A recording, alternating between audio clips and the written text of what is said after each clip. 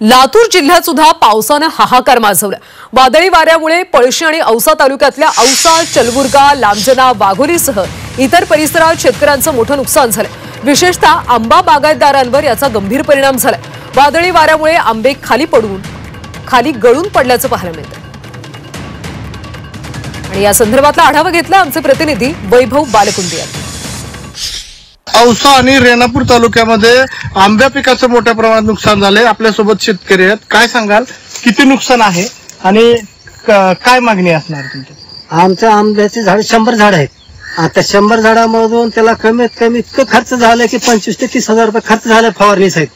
ते आता काहीतरी निघाल ह्या आशानं त्याला खर्च केलं, पण ह्या पावसानं संपूर्णच नुकसान करून टाकलं। 100 आंब्याचे झाड आहेत, त्या झाडामधून आम्हाला काहीच आता पडत नाही। शासनानं पंचनामे करून आम्हाला शेतकऱ्याला काहीतरी मदत करू द्यावी। बरं, आता नुकसान म्हणजे काय झाले? नुकसान संपूर्ण आंबे खाली गळून पडलेत। ज्वारी, आंबे, द्राक्षे, पपई बाग, हे संपूर्ण गहू, ज्वारी सगळेच नुकसान झाले शेतकऱ्याचे। औसा तालुक्यातील लांबजना असेल, निलंगा असेल, या भागात सुद्धा मोठ्या प्रमाणात नुकसान झाले। त्यामुळे पंचनामे करण्याची मागणी ही शेतकरी करतात। वैभव बालकुंडे, जी मीडिया, लातूर।